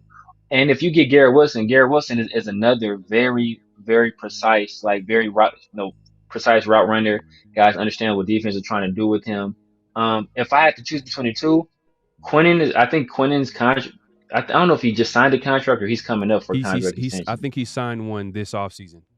He signed one this offseason. So he's probably a little bit more pricey. That being said, there are some interesting names that's going to be entering free agency coming up. T. Higgins is a guy that's going to be entering free agency coming up. In my opinion, T. Higgins is the number one wide receiver. He's overshadowed by Jamar Chase. He's not Devontae, but he is the number one wide receiver in this league. And he's a guy that, I think if he's given more opportunities, he's a guy that will produce. I've seen what he did in college. He is a dog. So, I mean, if you want to go that route where you kind of kill two birds with one stone, you can get a guy like Quinnen Williams and then sign a guy like T. Higgins in the offseason. I mean, I think that is a move that will instantly improve us dramatically as a team. But the thing is though, I think that if you go after a guy like Garrett Wilson or Quinnen Williams, do you think that first turns into, I don't know, a future second? Yeah, probably, most likely, maybe even a third. But I think though, Quinnen Williams is a guy that's probably worth multiple first round picks in the open market, just because that's not happening. I don't think that Quinnen Williams is happening. Garrett Wilson, I don't think it's happening. They're not going to give up Quinnen. He's on a rookie deal. He's still on a rookie deal. Garrett Wilson's still on a rookie deal. Facts. Yeah, Garrett Wilson's still on a rookie deal. Cheap contract, talented player. That's just But that's why I'm looking more so Quinnen Williams. He just signed a bigger contract. And that way you can kind of pair Devontae and Garrett Wilson. You instantly improve your offensive passing game, and then you got Breece Hall in the backfield. Losing Quinnen will be a blow. but Robert Saleh, he's a defensive guy, so I think he will he will be more apt to want to give up something on defense because I'm sure he'll think he can kind of paper over that hole as opposed to giving up a young wide receiver that he can pair with Devontae. Devontae can mentor, and then you give your former MVP quarterback two significant weapons on the outside. So I Yeah, mean, and me the thing personally, is, I would want the Quentin. Jets. I can see the Jets being super aggressive because they have to because they went all in on Aaron Yeah. Rodgers. Exactly. They gave up a bunch to get Aaron Yeah, Rodgers. So, and they're essentially a quarterback away, man. And now they've basically benched Zach Wilson. They giving Zach Wilson the Aiden O'Connell treatment, and he's now the third string quarterback. Trevor Simeon, Trevor Simeon is the second string. So Zach Wilson's not even going to be active on game days anymore. So, they know they need something. At that position, man. So I think they'll do whatever they can to give Aaron Rodgers all the weapons that he needs. And Aaron Rodgers hasn't won a Super Bowl in a long time, so I think he's going to be desperate to get back with his guy and have a legit shot to win one. like you see D Menace put on the screen. Make sure to head over to Severe's channel, Severe Raider. You see the Severe Raider. You can find him all over social media. He has a YouTube channel as well. Make sure to subscribe to my guy. He's an up and coming Appreciate you, YouTube Menace. Raider channel, so you want to definitely check him out. Man, it's a pretty good show, man. We touched on a lot of different things. Just to speak on what's next, what's ahead. Next week, the Raiders play the Chiefs. This Raiders Chiefs week. It's gonna be, I think this is probably our most hated rival. I think every Raider fan can probably agree. Yeah. We hate the Chiefs the most more than any other team. And part of that is because they've been beating our asses for like I don't know how long. When's the last time we had a win? Like I think was it 2020? It was the Gruden year. It was the Gruden bus year. ride year. And The Gruden bus was so ride happy year. he went around the whole stadium. Yeah. Like And then they he came won the back Super and Bowl. they made us pay for it. Crazy. But you know what? The crazy part is the Chiefs are a completely different team than what we're used to seeing. Man. We're used to seeing like high power offense. Maybe they force some turnovers because they have the lead, but it's a whole completely different team. Defense is literally the best thing about this team. It's pretty much carrying this team. Obviously, you got Patrick Mahomes, but the offense doesn't look as crisp. So it's going to be interesting the type of game that we're probably going to see on Sunday. It's probably going to be it's going to be an ugly game. It's going to be an ugly game. I think that's probably going to work to the Raiders' favor. But the Chiefs have kind of been winning games all year long with their defense. And, hey, when you're going against Patrick Mahomes, it's going to be a tough game. So we'll see how that shakes out, man. We appreciate everybody coming through. Man, make sure to hit the like button. Let's get into the chat, man, because I've been behind, man. I appreciate everybody coming through. Hold on 1 second. Let me see if I can let's see. Appreciate Menace. I'm really behind. Appreciate Menace putting that link up there, man. Oh, yeah. That's D Menace right there. One of my mods, my guy. Put up the link. Y'all can see it. It's in the chat. Make sure to hit the link so you can subscribe. I see a lot of talk about Caleb Williams in the chat, man. I told people last year. I just don't like the with the painted fingernails. Like, come on, man. That can't be the starting quarterback of the Raiders. Cannot have painted. Caleb Williams is, and we were just talking about Zach Wilson, right? Caleb Williams is. I don't want to say Caleb Williams is similar in that Zach Wilson has all the talent, right? When he came out, they compared him to like a mix between Patrick Mahomes and Kyler Murray. It's not about the talent. It's about his maturity and what's going on between his ears. Caleb Williams is a guy that I don't think he's mature enough to lead a locker room. And I don't think he has those intangibles, man. I told people last year CJ Stroud was going to be the best quarterback in this class. I told people that he was going to be a top 5 to 7 quarterback by the end of his second year. He's actually surpassing those expectations. And this year, man, a guy I prefer over Caleb Williams is Michael Penix Jr. Out of Washington. He's a guy that, man, throws a great deep ball. One of the best arms in this class. He's a lefty, so it's a little bit different than what we're used to seeing. But he's a guy that, if we get an early pick, he's probably a guy I'm taking. If it's like a mid-first round pick, Jaden Daniels, especially if we keep Antonio Pierce. Jaden Daniels is a guy that he's an LA guy like Antonio Pierce. He went to ASU earlier in his year, so he has the Antonio Pierce connection there. And now he's at LSU. has he's number one QBR in all of college football. I think he's completing like 78% of his passes. Just had an 8 touchdown game this last game. Could have scored more if the coach pulled him from the game, wouldn't let him go back in. And with like 9 minutes left in the fourth quarter. So he's a guy that's supremely talented, has a great arm, and he has mobility. So he's a guy that I'm looking at. Jaden Daniels, your guy, man. That's your guy. Yeah, I mean, I like Jaden Daniels a lot. I think Michael Penix is like the best quarterback in his draft. But if we want a developmental guy and he has a little bit more mobility, then Jaden Daniels is the guy I'm definitely looking at, man. Very excited. But like he's a cross between Vince Young and RG3. Like imagine that in a Raider uniform in Vegas in Allegiant. Crazy. Alan Moses says, I'm afraid to lose this defense, so let's keep this staff, get a new offensive play caller, draft the best defensive player available, trade a third rounder for Justin Fields, and let him compete. I don't know if I want Justin Fields, bro. I don't know about Justin Fields. I was with you all the way to when I seen your plan for quarterback was to get Justin Fields. But I'm not saying that he's terrible, but I don't know. It's like you're going the complete opposite of Aiden O'Connell, like the complete opposite. I'm just saying get someone in the middle. Someone who can move around a little bit, that could be a threat with his legs, but at the same time be a threat in the pocket as well. That's all I'm saying. Yeah. You went the complete opposite. I'm not sure about that. J-Dub says, I feel that aspect. Okay, people chopping it up right now. Hey, man, we appreciate everybody coming through. Make sure to hit that like button, subscribe if you haven't subscribed.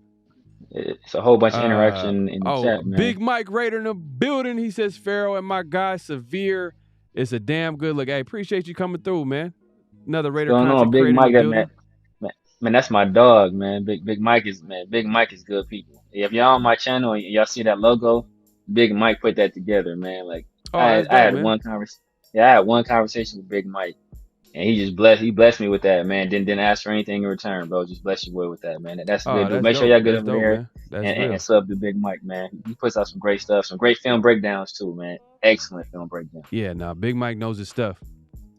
We got another content creator in the building. He says there has to be a pecking order with the GM and head coach. I couldn't agree anymore. Like that's pretty much what I'm trying to say. Like earlier, we were talking about like Mark Davis being in the locker room, talking to head coaches, hiring head coaches. It's just not working. Like Severe, you talked about it. I don't know if you brought it up. How many head coaches has he hired so far? This next head coach will be his fifth. So it's been four already. His fifth head coach, and he took over the team back in, I think, 2011. I think that's when, Mark Davis took control of this team, and he hasn't gotten it right, bro. He hasn't. It's just new head coach, new GM. It hasn't worked. So he needs to figure out. He needs to try something different, and something different is actually having that structure. I think he had it kind of with McKenzie. That was like the closest. Where he and then we started to see some success. And then he instantly went away with it and went, I'm getting rid of, well, didn't get rid of everybody. He got rid of Jack Del Rio, hired Gruden, and then he basically gave Gruden all the personnel control, man. And Gruden got rid of McKenzie, brought in basically a puppet, a figurehead, and Mike Mayock, who was just a GM in name only. It was basically just a glorified scout, and Gruden was making all the decisions there. Super Omnicron says Mitchell Renz had a big collection of young OC and like 3 head coaches since moving to 2020. Search firm is okay. Denver's Walton family used that too. Okay. Yeah, okay. I think it's going back to when I was talking about hiring a search firm.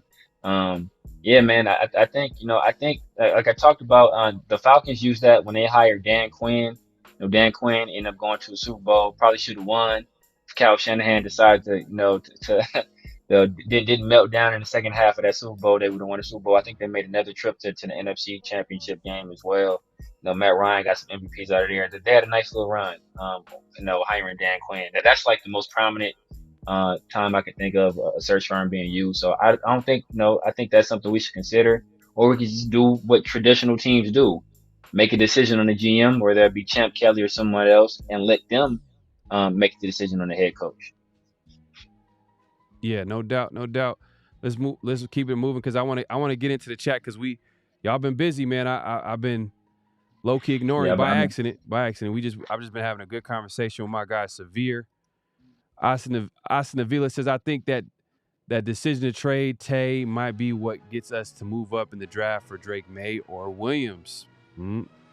Just saying, it could be a chess move.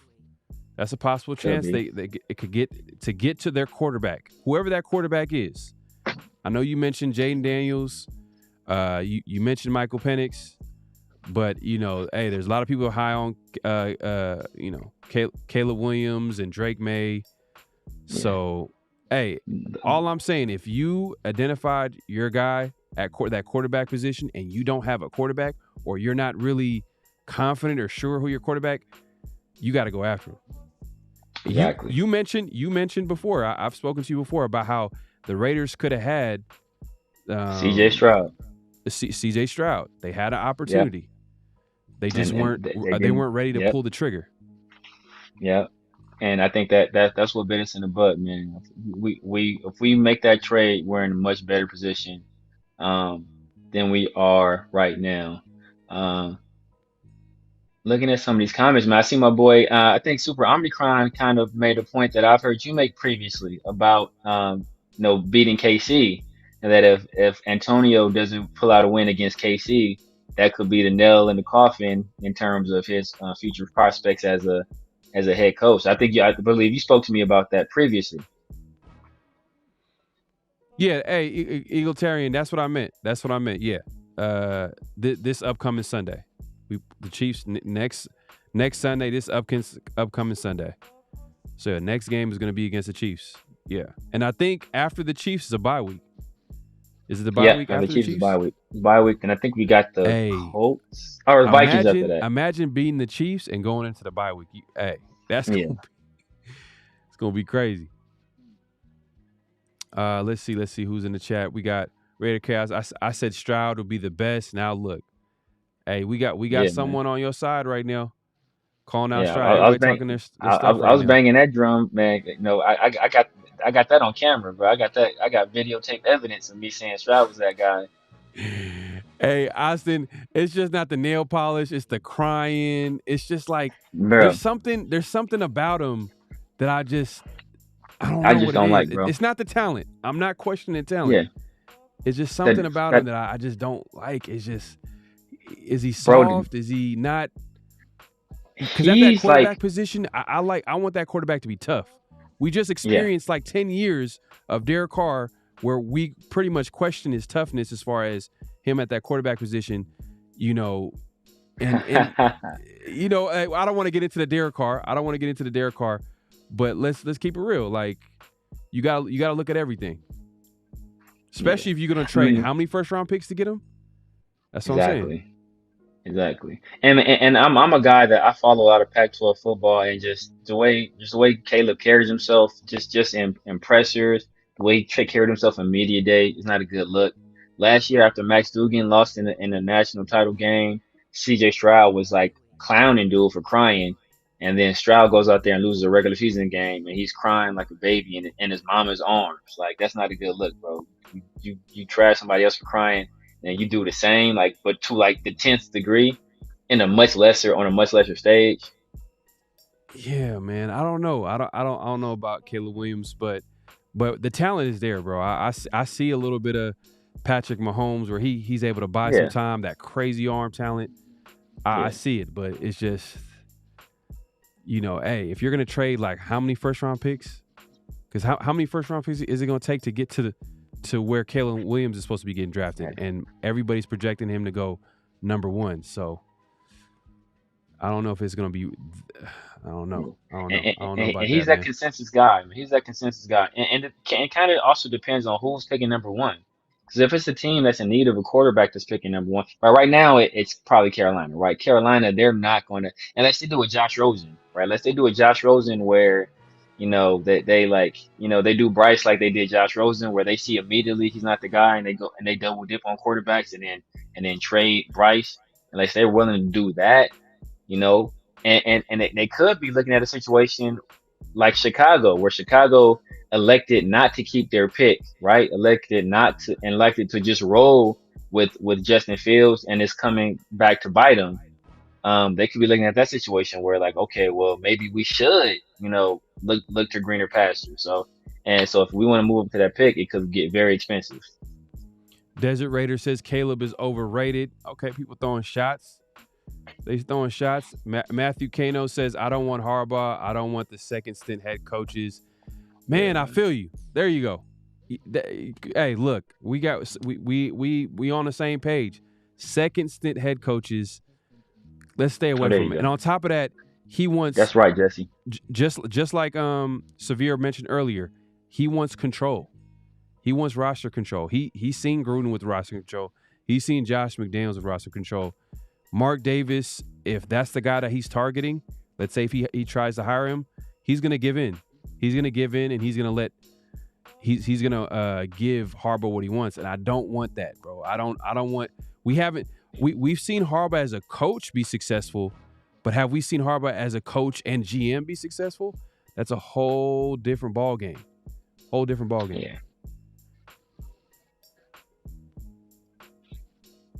Raider Chaos, Bryce Young was number one, and their team sucks. Yeah, that's the cold part about it. I was big on Bryce Young coming out, but at the end of the day, like that team around him, it's terrible. And it's to the point where like they're talking. Did you hear about rumors about like they're questioning if they should bench him or not? I'm like, damn. He's not played well, bro. But look, but this is the thing, right? This is what NFL people talk about. There's trucks and there's trailers, right? Some players are trucks where they pull people along with them, and some guys are trailers where if the team is good, they'll go along for the ride. Now, before the year, nobody was saying Houston was going to be this good. People were saying Houston had some of the best, some of the worst skill positions in the league. Nobody was talking about Nico Collins. Nobody was talking about Tank Dale. Nobody's talking about any of these guys, right? All these guys were cowboy retreads, and now look at them. Now all of a sudden, because Bryce Young, because CJ Stroud has them looking good, now we want to talk about Bryce Young doesn't have any weapons, but that wasn't the narrative before the year. Yeah. Narrative changes quick when you win. Yeah, simple as that. Rod Gas in the building. Who's better fit for the Raiders, Williams or May? And would you give up 3 first rounds for either one? I don't know about giving up 3 first rounds. I'm not. I'm cool off that. I stay put, and like I said, I stay put. If Michael Penix falls to me, I'll take Michael Penix. If Jaden Daniels falls to me, I'll take Jaden Daniels. I mean, there's some heat on Bo Nix's name. The way he flamed out in Auburn kind of gives me some pause because like if you look at his interview, he even talked about he kind of like talked about crumbling under the pressure. And if he did that at Auburn, he crumbled under those expectations. What would he do in the NFL, right? So, that gave me some. He gives me some pause, but I'm not trading a bunch of picks for either one of those guys. Not Stroud, but Williams or May. Raider Chaos shouting you out. He says, "I've never heard a better analogy." Right there, he's shouting you out, man. Appreciate you, brother. Hey, make sure to check him out. Make sure to subscribe to his channel. Go to Severe Raider. Follow him all over social media, The Severe Raider. Man, we appreciate everybody coming through. Make sure to hit the like button, subscribe to the channel, hit that notification bell, all that good stuff. That algorithm is very real. So if you want to support us, make sure to subscribe to the channel and hit the like button and hit the notification bell. But yeah, we appreciate everybody coming through, man. Hey, this has been a great show. Great show, man. Appreciate you coming on short notice. I was like, hey, man, let me hit we was because I do Sunday live streams. If y'all don't know, do Sunday live streams during the game, and my guy, Severe came through. I'm like, you know what? Hey, Severe, bro, we got to do a live show, man. We got to get you on camera. Man. We had some audio issues, man. I don't know what is going on with the audio, bro. But it's been good, man. Hopefully it's fixed right now, man. Hopefully it's fixed. But what's crazy is I have you on super low, so I don't know if it's coming from I gotta find an audio engineer, sound engineer. I gotta figure out something. I'm gonna grab those wired headphones from work. I'm gonna grab the wired headphones I got at work and bring them through, man. Hopefully you have a little more success with that. No, it's all good, man. We appreciate everybody coming through. Any last thoughts, man? Anything you want to say to the people? Anyone you'll say? Nah, man. Man, make sure y'all, if y'all haven't subscribed already or hit that like button already, make sure y'all take care of my boy Pharaoh. Go over to my channel, make sure y'all subscribe there. Follow me on IG at the Severe Raider as well. I'm about to be dropping a lot more content, man. Hopefully, me and Pharaoh can continue to collab, man, and drop some more heat. Check out those Sunday live streams, man. Like he usually goes live like halftime ish. Those things are good. Hey, That's I keep it really some real, good. man. I don't hold back.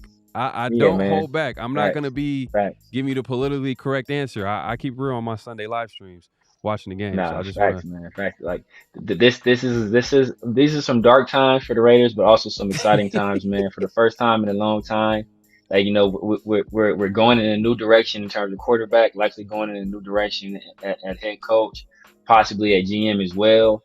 So no, it's going to be this off season is going to be very eventful, man. And it's going to hey, make sure y'all hit those notification bells because to finish out this season and going into the off season, bro, it's gonna be a lot of content being dropped, a lot of rumors out there.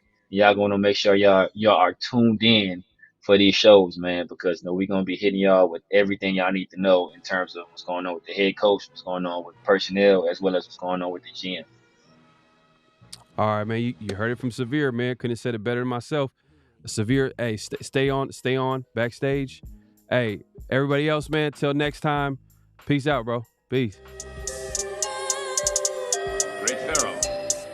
The gift of Troy is a fabulous fabric from the land of the five rivers.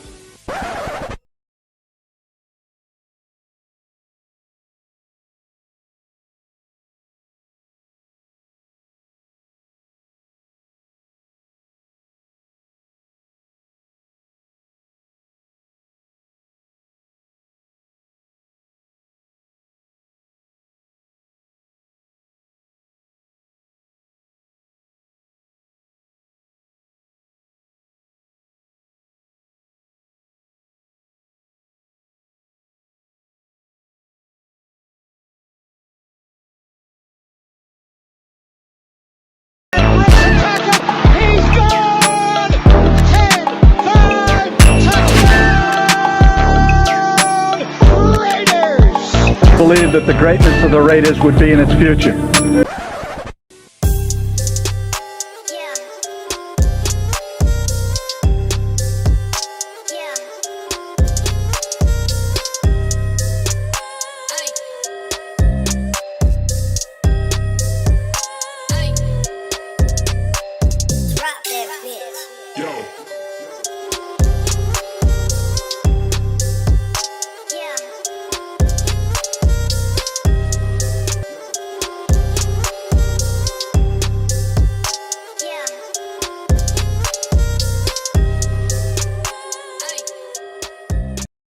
Just win, baby. Hello? You play to win the game. You don't play.